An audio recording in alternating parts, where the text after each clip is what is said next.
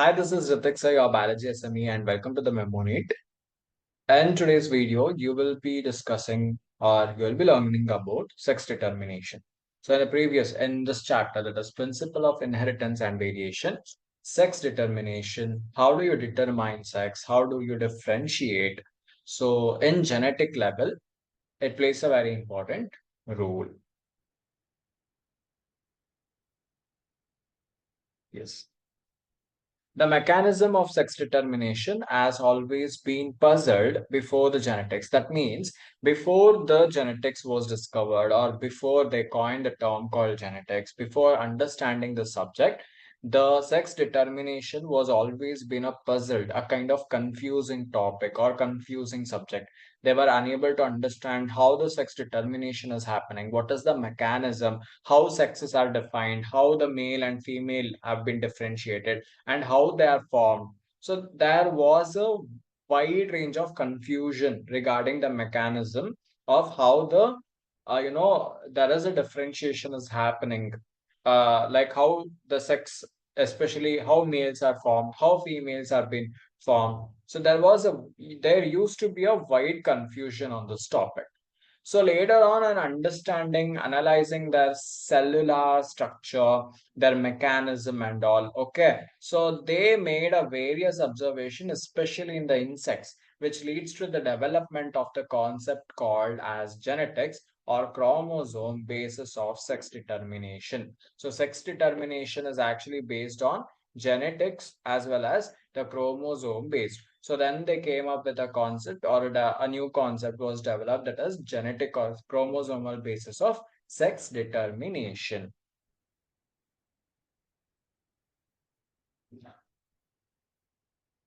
Right.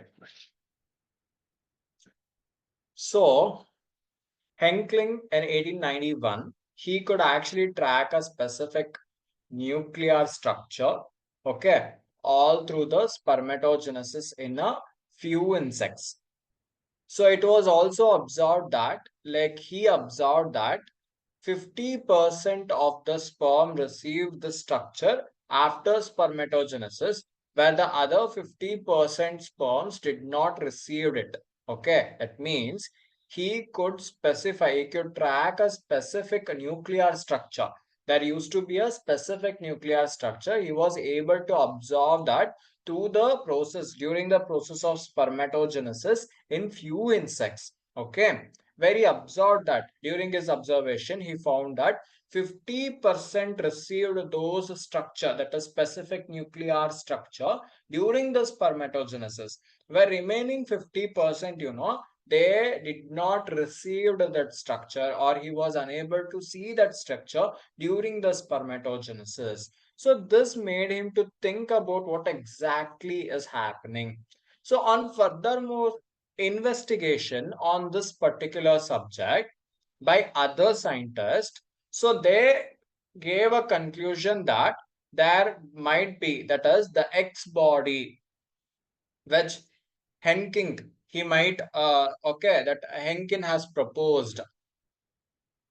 So that might be the chromosome, and that is why it was given the name called X chromosome.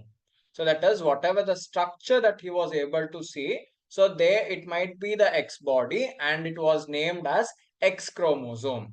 Okay, where they were able to differentiate it. So it was observed that in a large number of insects, during the sex determination mechanism, so it was like exotype. What is this exotype here? So we know in males we have like X as well as Y type of sex determination. But in insects, okay, most of the large number of insects, the mechanism of sex determination is exotype of sex determination. So what is this exotype of sex determination? That all the egg bears additional X chromosomes beside the other chromosomes will be autosomes. So it will be like X, X, XO. So beside it will be what? All the thing will be beside other chromosomes will be autosomes. where additional to this autosome, only X chromosome will be present and another chromosome will not be present. Okay. So that is what they have discovered. That is what actually they have discovered. So on the other hand, some of the sperms bear X chromosome, where some of them did not bear at all. That's what I'm trying to say. So when the egg got fertilized, okay, egg got fertilized by the sperm. That means what happened? The sperm having X chromosome, the sperms which were having X chromosomes became female, and those fertilized by sperms that do not have X chromosomes became what? Males. That is what they are trying to say. Got it? So, during the sex determination, what happened? We got to know that XX and XO type of sex determination was observed.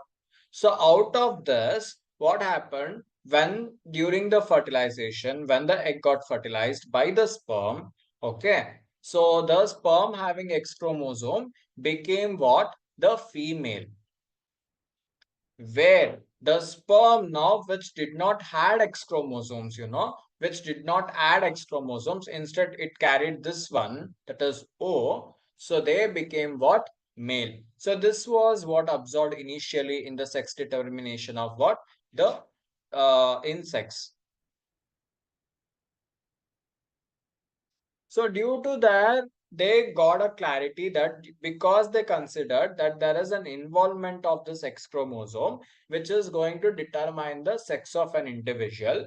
So it was designed to be a sex chromosome. So hence they told that might be the sex chromosome, and rest of the chromosomes were named as autosomes. Okay, so they were named as what? X chromosomes were named as sex chromosomes, or and beside X chromosome whatever was left, right, so they named those chromosomes as autosomes. Clear? So one of the best example is if you study that sex determination in grasshopper. So what type of sex determination? XO type of sex determination we will be seeing, in which the male will be having X chromosomes, beside what? Autosomes will be there, where female will be having a pair of X chromosomes. Okay, that is XX plus XX and XX plus XO. Okay. So while coming, so if it is like what do you say, that if an autosomes are obviously we are going to get the same number of autosomes. So there will be no changes in the autosome. So only in sex chromosomes you will be able to say the changes. So during the fertilization, so what we know that female initially it will be producing only XX chromosome. So obviously the egg resultant will also be X gamete itself. So here it is able to produce now two gamete. One is X kind of thing and another one is O kind of thing. Okay. So when the X and X you're getting. So when the sperm having X chromosome here, that is the sex chromosome, where it is X chromosome. See, I don't get confused. Sex chromosomes are nothing but here I'm giving the name as X chromosome. Okay, because X chromosome is what initiating the gender here. Okay, sex determination is by not the autosome, rather it is by the sex chromosomes. So if it is of X and X, okay, so as a resultant offspring was actually, or the offspring were to be what? Females. Okay. And if the chromosomes bearing no X chromosomes, that means, sorry, if the sperm had no X chromosomes and they got fertilized with the egg, so what might be the result then? It will be the males. So this is clear now.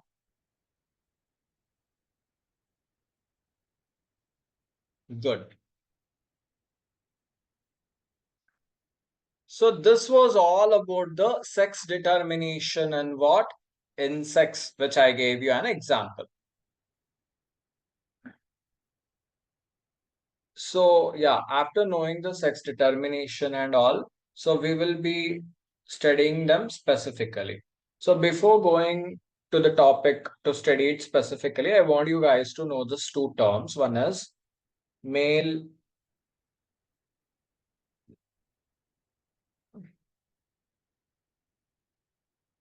male heterogamety and female heterogamety.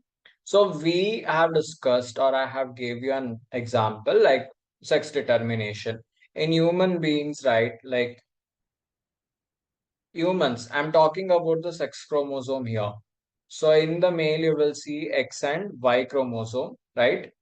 Whereas in the female, you are going to see XX chromosome. So coming to the insects, okay. So whereas in insects, what you will be seeing, same, either XX chromosome, sorry, X and Y chromosome in male, XX chromosome, or XO chromosome and XX chromosome in insects, right? But there is another one example where, like in birds, okay, in many birds, especially, like if you have taken some N as an example, so you will see the male sex chromosomes will be in the male, the sex chromosomes will be um, Z and Z, where in the female, the sex chromosomes will be Z and W. So we know that rest of the sex determination, especially in males, what we understand here is will be different. Okay, in the male, it will be different, and rest chromosomes will be autosomes.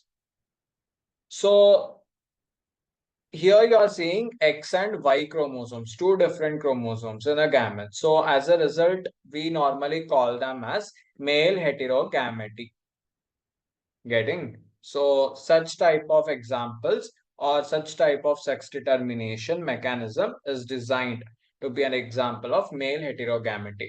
But what happens? But two different type of gametes have been termed in the sex chromosomes, which are produced in the female, especially when you are taking a bird as an example. So in the male, you are not seeing any two different types of gametes chromosomes. Here you are actually seeing two different Z and W in where? In the female. So now I can call it as, so two different chromosomes are being able to see. So now I can call it as female heterogamete. So here the female is the heterogamete. In the many birds like hens and all can be taken an example. Okay. So this is one thing I just wanted you guys to know.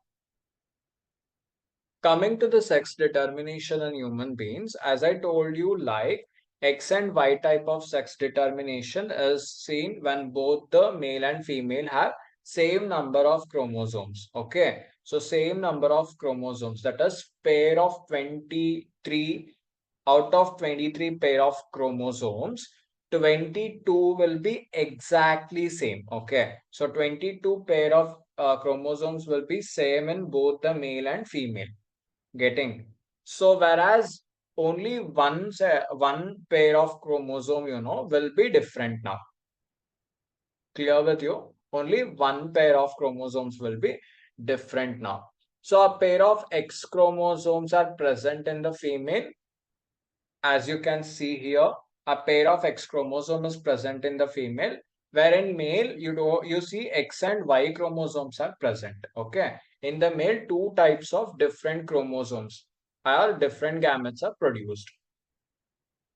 Okay, that is X and Y type. So 50% of the total sperm now it is going to carry X chromosome, where 50% of the another sperm is going to carry the Y chromosome. So one equal probability is, as you can see here, just where it is. Yeah.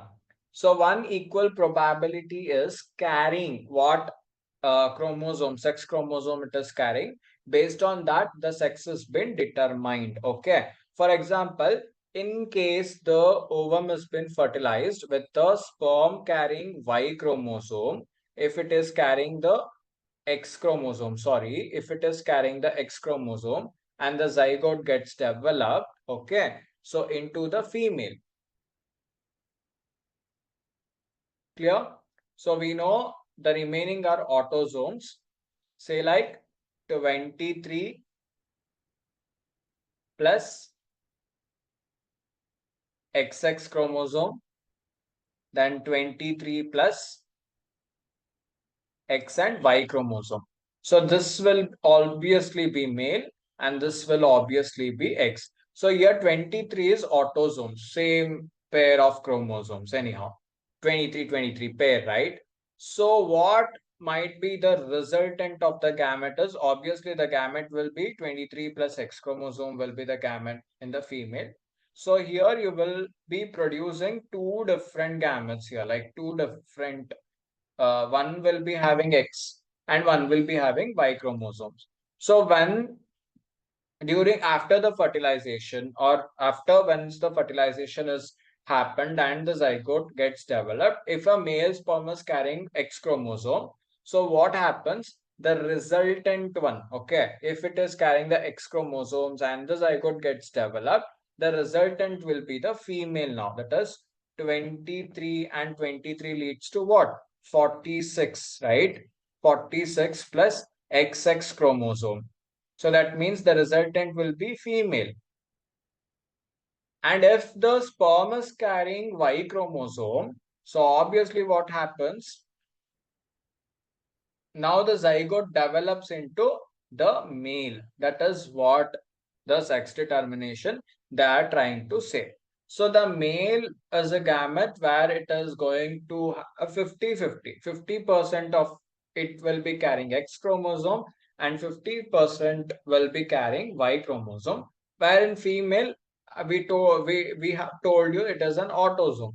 So only in the male it is male heterogametic. That because it is having two gametes here, two sex chromosomes here. One is X and Y. So same thing can be applied in insects also. Okay. So instead of X and Y, there X and O can be, X and O can be applied there. This is one point. Now, there is another one, whereas in hen, that is in birds, what happens if it is in birds case, here the female is heterogametic. Okay, here the female. So in case of birds, like hens and all, the female are heterogametic here. That is, it will be considering Z and W, and the male will be considering Z and Z. So obviously the resultant will be here the sex determination is actually depends on the female now. Okay. And there the chromosome number is different again. So in insects it will be different, in birds it will be different, and in male it will be different. So here we need to concentrate on two aspects. One is sex determination in human being. Okay.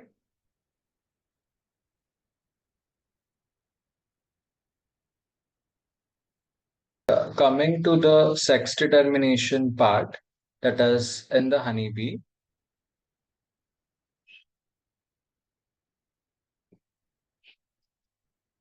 Okay, so in the honeybee, so basically what happens is when compared to all the examples, this is completely different. So here, because the sex determination is, in the honeybee is actually based on the number of sets of chromosomes an individual receives. Say like parent, that is especially the queen is responsible here, and the male is drones, right? So what basically happens here is an offspring forms the offsprings, right? They're formed by the union of what do you say that two sex actually. So union of egg as well as sperm. Okay, and those which got fertilized will actually become the female, and those which did not got fertilized will be left as male. So most of the the honeybee that comes out after the fertilization will be the female. That is either the worker bee, or it could be like the queen. Okay. So whereas non-fertilized egg, right? So it gets developed into the male, that is drone. So here fusion, that means when I'm talking about the female here, that is queen basically. Okay. So we'll be having 32 obviously, and male will be having only 16 chromosome. So what happens? It is going to give you two gametes, right? 16 as well as 16 gametes, where the male is going to give only 16 gametes because it has only 16 gametes. I mean, what it is, the sets of chromosome I'm saying you, okay? So now what happens is those which gets, that is the male sperm and the female egg, when they gets fused, so resultant everything will be the female, which will be having equal proportion. That is, it should have the 36 set of chromosomes, 32 set of chromosomes. Then only the resultant, will be every whatever the offspring will be the female. So either they will be the worker bee, or it could be the queen. Okay. Say like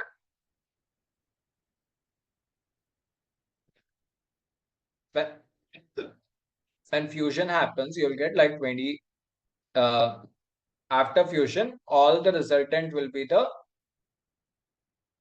in the F2 generation.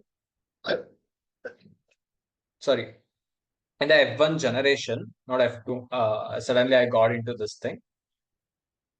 Okay, in the next generation, what happened? Everyone will be the female, where the one which is not fertilized, right? Right. So the one which is not fertilized will be the male, having 16 like chromosomes. So as a result, what we can understand here is this sex determination is completely different here.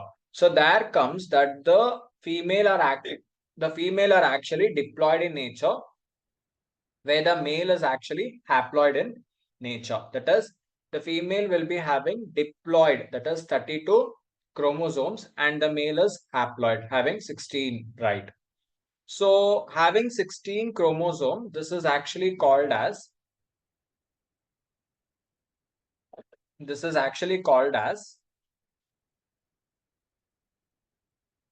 haplodiploid sex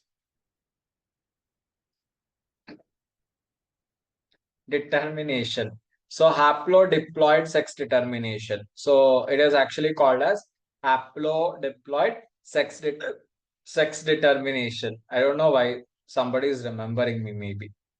And the very special character future of the male is the male is the male is going to produce the sperm by what process? Mitosis, right? Cool. So by the process called mitosis, here one thing we can understand is, since uh, here we are able to see here that the female will be having fathers, because here the gametes have been fused, but the female which has not fused with the male sperm, right? So they are being generated into what? The male one. So that means the male here in the F1 generation is not having father, but they will be having grandfather. This is what I meant to say, because there is no fusion of the male and female. So without the fusion of the male gamete itself, the resultant is the male. That is, it is not fertilized. So this is clear right now. Yes. So the egg developed into the male, which was not fertilized, right? It is actually called as parthenogenesis. It is actually called as parthenogenesis.